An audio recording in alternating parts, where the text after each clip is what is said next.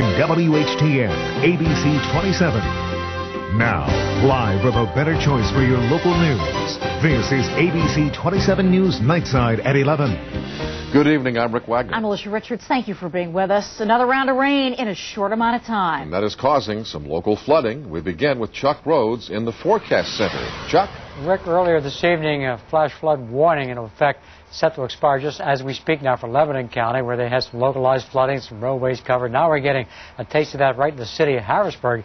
Unofficial estimates up to about 2 inches being reported in the area. Our gauge here at the Forecast Center just catching 0.66.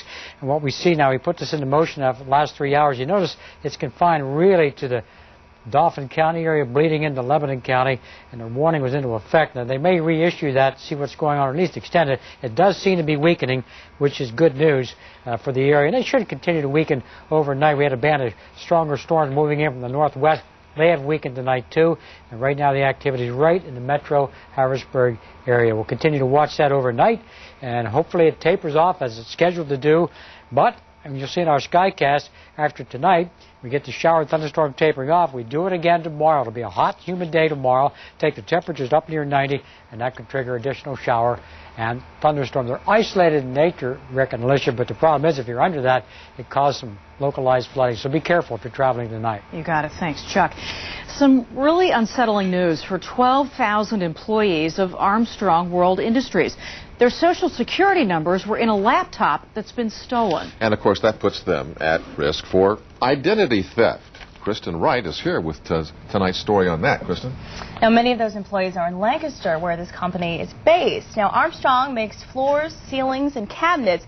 And recently, employees received a letter with some bad news. Bill Sullivan is trusted with the most personal of information of thousands of workers in central Pennsylvania.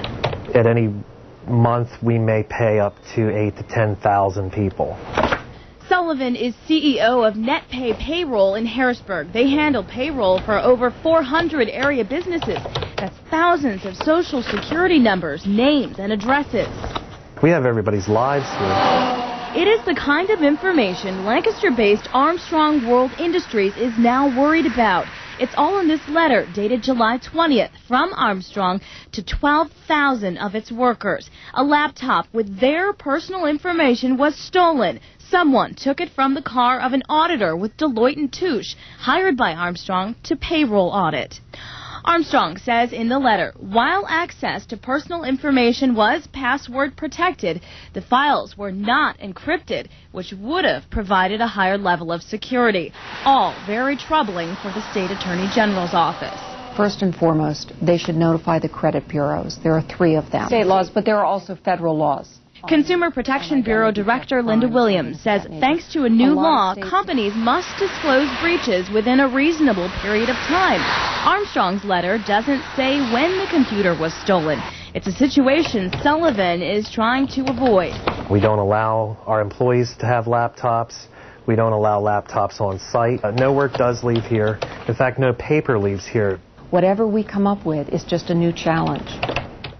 Now, in the letter to employees, Armstrong's VP says so far there's been no evidence that anyone's personal information has been misused. But I'm sure that's not so comforting, you know, when you just learn about this. Good news in the short term. But this sounds just like what happened to all the veterans across the country when that laptop was stolen. It does. It's amazing. You know, the woman, Linda Williams from the Attorney General's office, was saying how amazing with technology today, so much information can be contained in just something this big, you know? Yeah, you wonder if at some point employers are going to have to change the way they do things and not have people's Social Security numbers floating around out there. Right. Okay, thanks, Kristen. In Cumberland County tonight, police have charged a woman who allegedly tried to suffocate her husband. 59-year-old William Vona is a nursing home resident in Carlisle. He has a form of dementia. 60-year-old Patricia Vona of Silver Spring Township allegedly had a pillow over his